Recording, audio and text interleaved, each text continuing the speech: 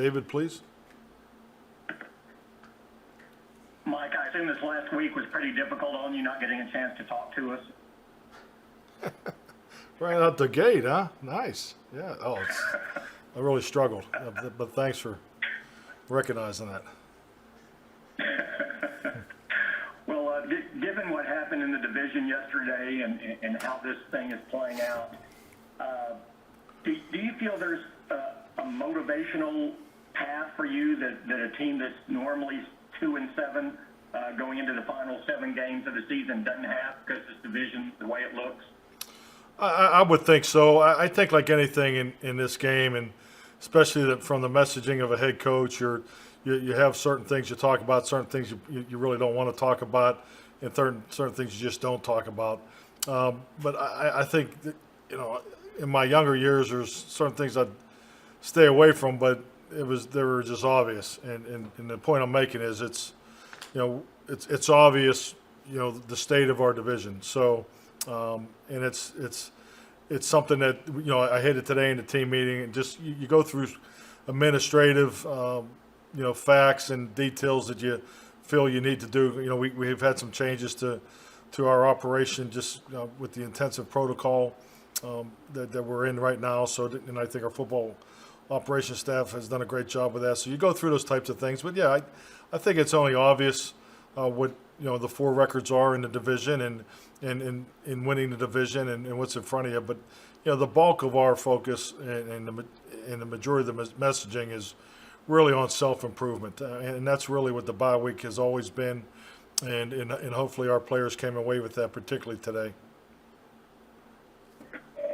And Mike, where does Andy Dalton stand right now in the concussion protocol and also the COVID protocol? Andy practiced today, so I mean he's clear for practice, and had a good day today. So we had a mock game type practice for us, and he was a full participant.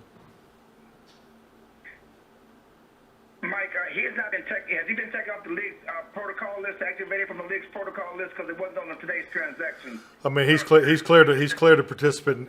He's cleared to participate in practice. So I mean that's his status. Okay. How did the intensive protocols impact what you plan to do on the bye week? And as far as self-scout and have the offense work with the defensive coaches and vice versa, could you get any of that stuff done, or were you set back on doing what you guys had planned to do? It really just cost us the one day, and that was Wednesday last week. So frankly, we moved the key items and focal points into today's work. So we had a full day today. We had an opportunity to have an extensive team meeting. Go through some team self-scout points of emphasis. Then we did our cross the hole routine that we were going to do on Wednesday, and then we broke into some self-scout things we wanted to focus on, and then we concluded with a jump start on Minnesota, and obviously Minnesota's on TV tonight, so we just want to make sure we got the guys out of here at a decent time.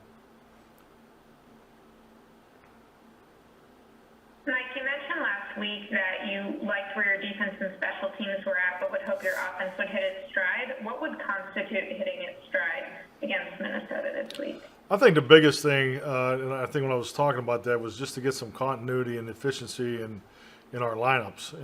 I think when you look at our football team, the special teams clearly is the most consistent and efficient, and it's a credit to the players. But we've been rolling the same combinations there pretty much from week one. Defense, we still have had some injuries there, and but I felt the last 2 weeks we have some consistency in our personnel groups, our substitution patterns. I think it's helped us. But obviously we still have to fight through some injuries there. But offensively, it's been the huge challenge with the multiple starting quarterbacks in the offensive line. So hopefully we can get set and get established and get the continuity and efficiency throughout the preparation part of it. Because to me it's you want to be ready to play with your whole 48, and hopefully everybody's ready to contribute. But the performance is obviously another matter. You bet. And on the note of Andy, you mentioned he was cleared to practice. Do you anticipate him starting against Minnesota, or what do you want to see from him to know that you can have confidence in him on game day? I think realistically, I mean, we have to get through the whole week in practice. I mean, he hasn't been involved for a couple of weeks now. So, but he looked good today. So we'll take it one day at a time.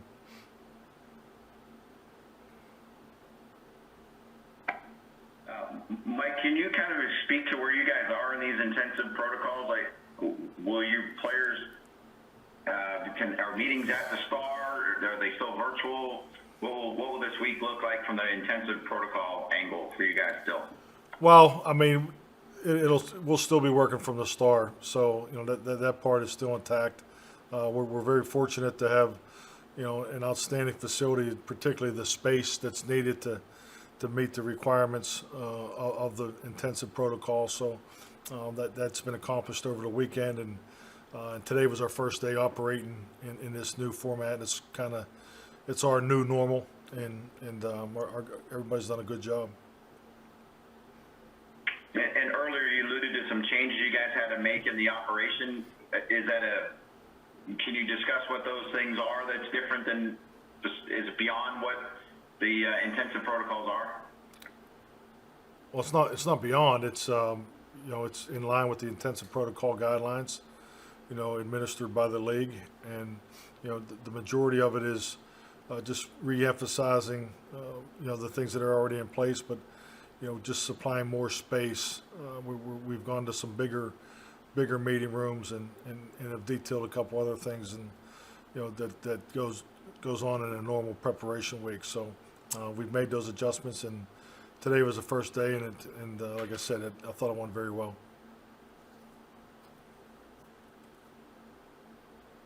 Week was really the only day impacted by all this. Would you say, by and large, that this intensive protocol thing has not been that big of a deal, or has it been a little bit of a deja vu to the off season for you? Deja vu. I think it's in line with everything else that's going on. It's different. The administration of the COVID challenge for all of us, for every team, is a constant challenge. So these past 4 or 5 days would fall consistently with every team has been going through. I mean, just trying to adhere to the guidelines and just continue to create the safest possible working environment as possible. And did you sense a lift in your players based on the developments in the division yesterday? A little bit more pep in the step today, or is that kind of a non-factor? I would say they definitely had a pep in their step. I don't think it had anything to do with on yesterday, but I think maybe it did on an individual basis. I thought the energy was excellent today. I think it's something that you learn to build off of coming out of the bye week. Everybody had a chance to enjoy their vacation or staycation, I think the guys called it, where you're off, but you have to stay here in town. So do the testing, but everybody was well rested, and I thought the energy today was excellent. Was there any virtual component to today's meetings, or did you just work all in larger settings under the intensive protocol? Yeah, we worked here today at the Star, correct. And how do you feel the across-the-hall structure went today in terms of just the meetings that players were able to have with different coaches than they normally would meet? I really didn't have the opportunity to talk to too many players, but I'm confident that it was very beneficial. I mean, a lot came out of it in training camp, and definitely this session, I feel pretty confident that it will be significantly better because there's so much more content to evaluate. I mean, you had 9 games of live reps that every assistant coach could then apply to his teaching in the across the hall format. So I would think our players got a tremendous amount out of the 90-minute session today. Mike, was Tyrone Crawford cleared to return back to practice with you today? No, he wasn't, not yet. It's your understanding that's just another day or two before that occurs? I'm hopeful. Yeah, I'm hopeful it's not too much longer, but I do not have an exact date. Okay. And the other on that is, I know it's still early, but based on where Chidobe Awuzie is in his comeback, do you have a better feel that he should be able to go this week against Minnesota? Yeah, definitely. I would hope so. He practiced today, and he looks great. So I anticipate him being ready to go. Mike, I don't believe we've talked to you since y'all got the results from Trayvon Diggs' test, but can you talk about his injury, how long you expect him to be out, and how much of a blow that is for the defense? I mean, it's a big blow. I mean, he's definitely been one of our best players over there on defense, and he's an impactful player. But it's a multi-week injury. So, but I think it's kind of the way that the year has gone. It's the next man has to step in there and create some opportunities for others. But yeah, definitely. Trayvon's been a big part of how we want to play on defense, and has definitely done a heck of a job as a rookie.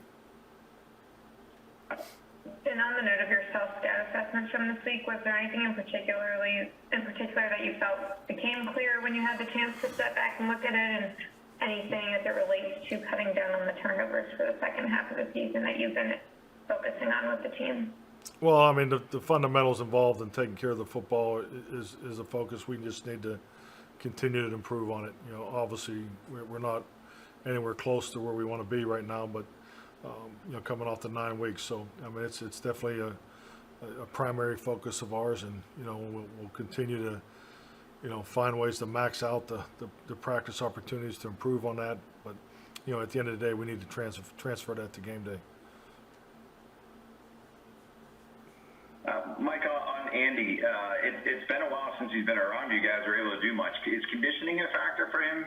Great question. I think it's something that he's really hit over the weekend, because I mean, it's stating the obvious. Andy's a pro. He's in tune with where he needs to be. But it was great to have him in there today. He's off to a good start. And then you mentioned the Minnesota playing tonight. Will you guys be watching? Do you get much from watching TV copies of games as coaches?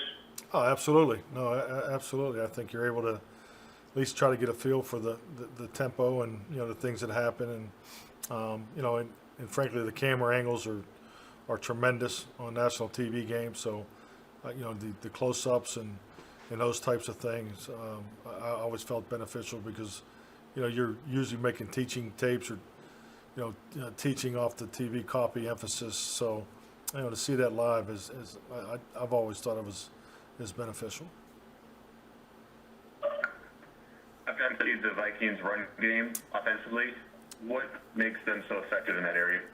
Well, they're wide outside run and just obviously their players. I mean, it's their top scheme, and they're excellent at it. So, I mean, and obviously we're well aware that we struggled with it against Cleveland, and it's very similar in nature and how they formation it, and and the things that come off of it. So it'll be good to see them play live tonight. But clearly this will be one of the better running attacks that we go against all year. And then with the intensive protocol, there is a way that you still can conduct practice. Obviously, you showed that today. What went into the decision to cancel this practice rather than to go through it under the intensive protocol? Well, I mean, when the initial guidelines came out, the practice and all the things that were going on at that time, with the testing and where each guy was going through the contract tracing and just going through all the variables, it was not the right thing to do, to go out there and practice. So that's why we canceled it.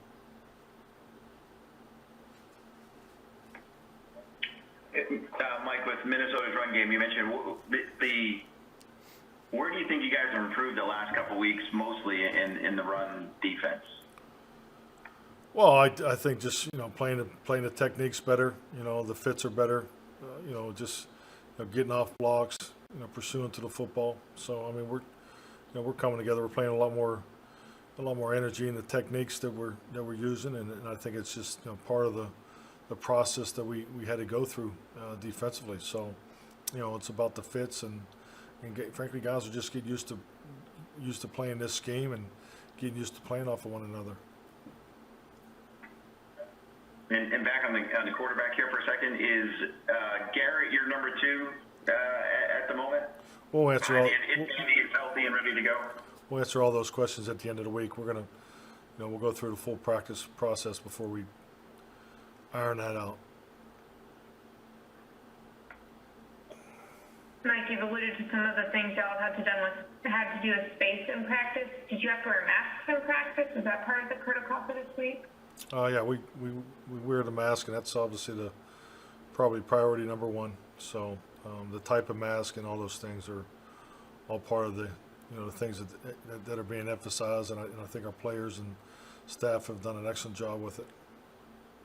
How much does that affect what you can do in practice, or even just the way you communicate with the players and how they communicate with each other? It's the new normal, so that's the world we live in right now, and that's just really as far as it goes, and that's what we have to deal with, and everybody's playing under the same rules. So that's today's NFL.